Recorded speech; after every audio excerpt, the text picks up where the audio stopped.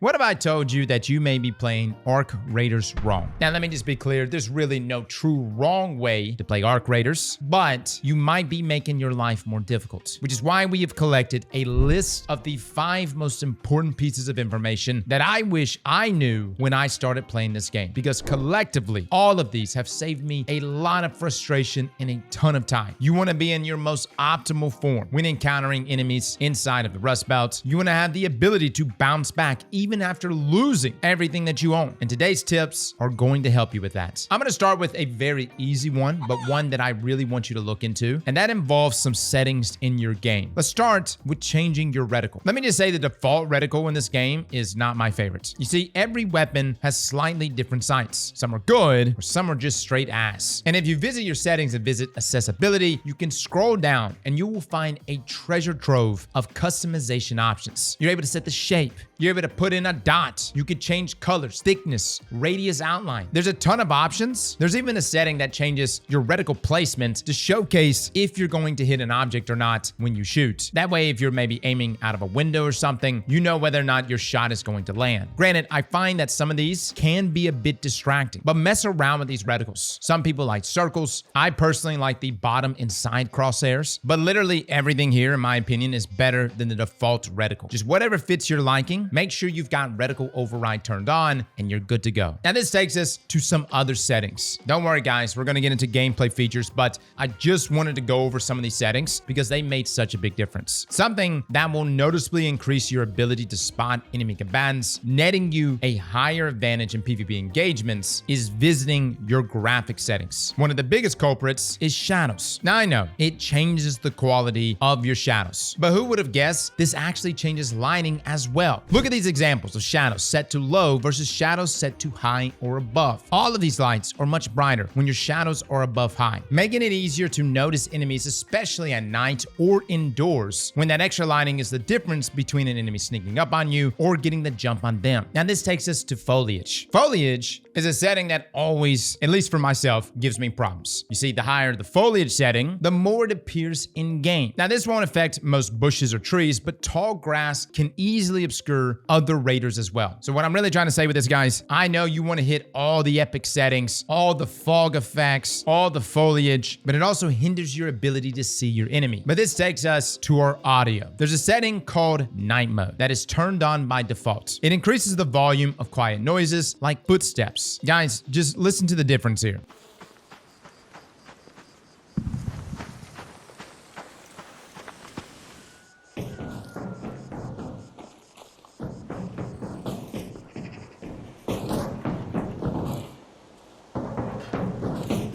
Yeah, so you definitely want to turn this on to better hear enemy raiders approaching. Now, our next tip is one that will save you so much time and headache, and that is simply tracking the items that you are trying to farm. It's honestly impossible to keep track of everything inside of Arc Raiders. You've got quests, you've got workbenches, you've got crafting recipes that all require different items, which are required to progress. And when you're in the middle of a run, the last thing you want to be doing is breaking out your Costco catalog, trying to figure out which items you're supposed to bring back for various upgrades. But Embark has blessed us with tracking. You see, whenever you interact with an item or upgrade in your workshop, you have an option to track it. And this applies literally to everything. And essentially what this does is that it dedicates a section in your logbook listing out all of the materials you need to acquire to craft that item or complete that upgrade. And while you're in a raid, all you need to do is just pull up your map and all of your tracked recipes will be displayed on your center screen. Now, the real benefit to this is when you're looting resources,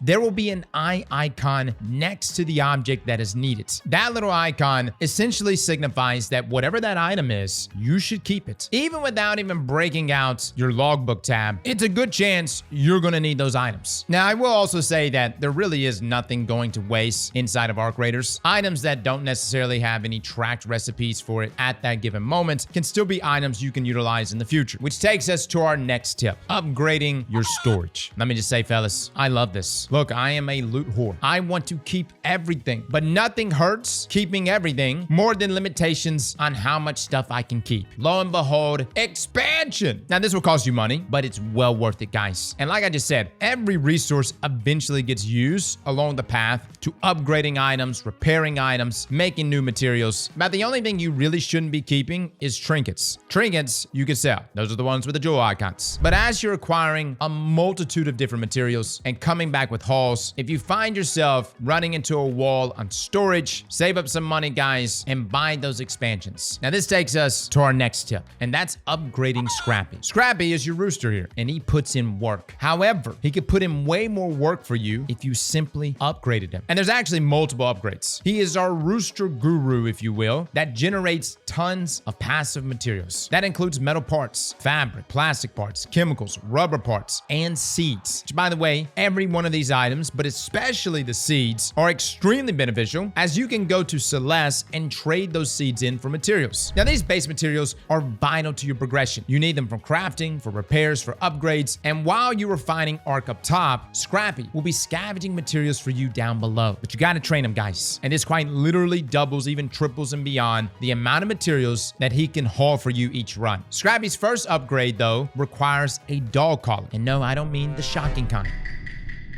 Now, you can find a dog collar in apartments and in residential areas. Now, in Damn Battlegrounds specifically, the Pell Apartments and Ruby Residence had pretty good drop chances of a dog collar. Just keep walking around, guys. Keep searching literally everything. Now, let me just say, you'll get damn near double the resources just from this first upgrade. And when I say double the resources, I'm talking about when you leave and you come back with a haul, he'll net you double the materials than what he was originally netting you. So well worth the upgrade. The next upgrade, though, and pretty much from this point onward, you're going to need to get fruit. Scrappy likes fruits, and we're talking lemons, apricots, prickly pears, olives, mushrooms, etc., which are surprisingly rare, but you can find these inside of nature areas. We'll have a few hot spots marked on your screen where you can find these fruits.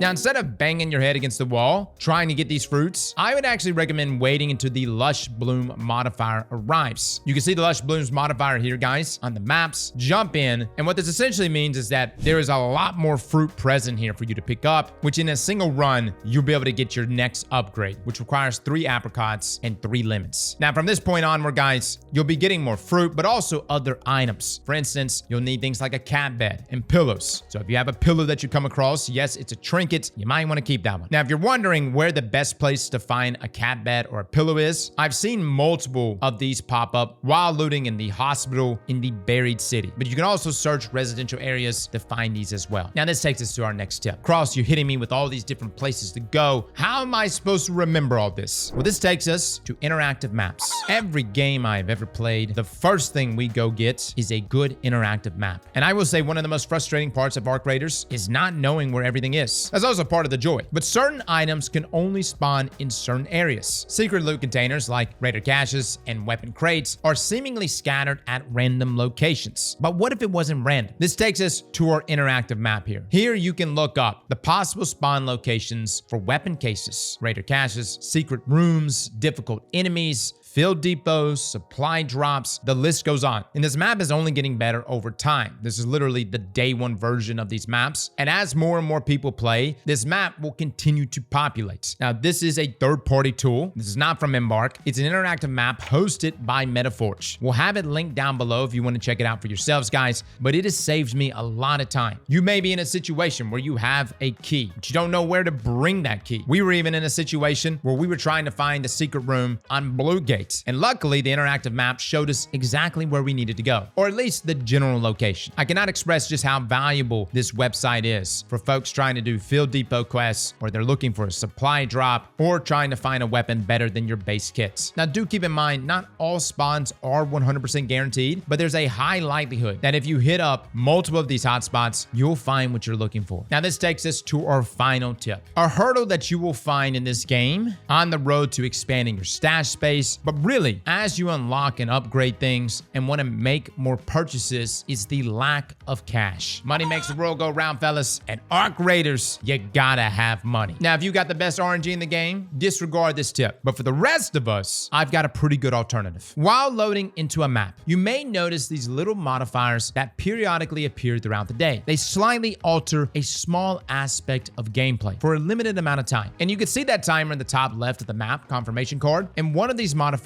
is Husk Graveyard. When this map is active, Wasp Husk, Courier Husk, and Rocketeer Husk are more readily available all throughout the map. Now, normally when you loot any of these husks, you receive damaged parts, which are decent, but not super valuable. But there's also a secret bonus here as well. When Husk Graveyard is active, there's a higher chance of finding undamaged parts when looting these Arc. One of these undamaged parts is the Rocketeer Driver, which is worth a whopping 5,000 coins. And on Damn Battlegrounds, there's an entire area full of them. If you head on over to Old Battlegrounds in the marshes, Rocketeer husks are everywhere. And you're right next to the extracts. So all you have to do is quickly loot each husk, extract, repeat, and make some bank, man. There were some ruins where I made 15K in minutes using this method. Now, word of warning, the Husk Graveyard also electrifies the husks, so they shock you after breaching. To avoid this, you want to breach and quickly move away from the husk, then loot once the sparks have faded. Now, you can take advantage of this on any map, but Damn Battlegrounds may have the fastest and safest loop to get coin quickly. So guys, those are our tips. We'll probably have more at some point as we get deeper into in-game, but currently right now, these are the things that have made a big difference in my life. Let me know in the comments below what you would recommend. Fellas and ladies, thank you all for coming and watching, and as always, slap that like button like your mama told you right.